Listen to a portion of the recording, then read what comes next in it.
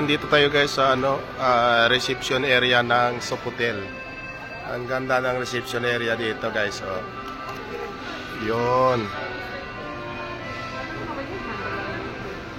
Magbo-booking dito si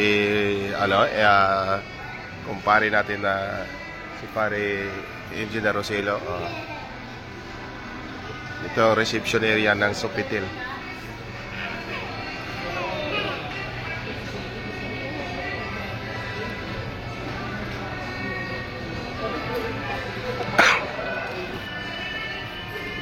Bebe. Walang hair.